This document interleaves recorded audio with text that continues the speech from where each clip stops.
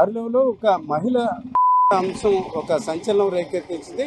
ఆ అంశాన్ని మరొక గృహిణి ఈరోజు మరణించిన పరిస్థితి. అయితే తొలి దశలో అనుమానాస్పదంగా భావించినప్పటికీ తర్వాత భిన్న కారణాలు బయటపడ్డాయి. అసలు ఏ రకంగా ఈ సంఘటన జరిగింది అన్న విషయంతో మనతో మాట్లాడడానికి ఇన్స్పెక్టర్ మల్లేశ్వరరావు గారు ఉన్నారు.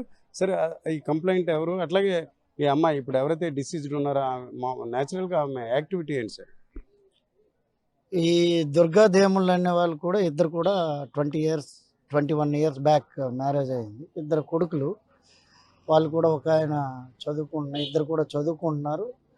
అలాగే వీళ్ళు లైఫ్ స్టైల్లో షోరూంలో పనిచేస్తుంటారు ఇద్దరు కూడా. నిన్న ఇవి లేట్గా నిన్న వెళ్ళకపోయేసరికి అక్కడ నుంచి ఫోన్లు వచ్చాయి. ఫోన్లు రావడంతో ఈ తల్లిదండ్రులు వెళ్ళి తలుపు కొట్టేసరికి ఆ తలుపు తీయకపోయేసరికి అక్కడ దగ్గర ఉన్న సాయంతో తలుపులు ఇరగొట్టి లోనికి వెళ్ళడం జరిగింది. వెళ్ళేటప్పటికి అమ్మాయి ఉంది, ఇంజరీస్ ఉన్నాయి.